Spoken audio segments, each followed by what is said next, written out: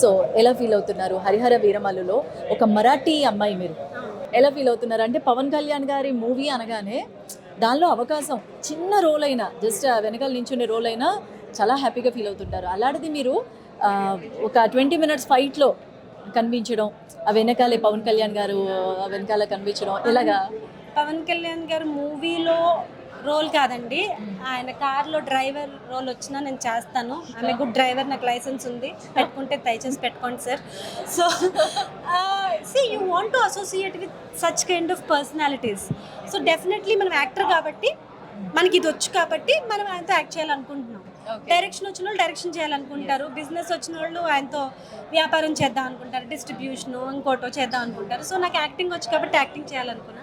నాకు మనుషులు అంటే ఇష్టం, సర్వీస్ అంటే ఇష్టం కాబట్టి జనసేనని ఇష్టపడ్డాను. సో డెఫినెట్లీ మొక్కలంటే ఇష్టం, జంతువులంటే ఇష్టం, చిన్నపిల్లలంటే ఇష్టం, ఇలాంటి సిమిలర్ ఇష్టాలు కళ్యాణ్ గారితో నాకు ఎన్నో ఉన్నాయి. కాబట్టి definitely it's a very very lifetime moment for me. ఆయనతో యాక్ట్ చేసే అవకాశం దొరకడం, నెక్స్ట్ టైం ఒక ఏడీగా దొరికినా యాక్ట్ చేస్తాను, లైట్ మెన్ దొరికినా సెట్కి వెళ్తాను. ఈవెన్ అసలు మీకు ఏం రోల్ లేదు, మీరు అట్లా వెనకాల స్టూల్ లాగా నుంచోండి అన్నా కూడా నేను కళ్యాణ్ గారి మూవీకి వెళ్ళిపోతాను.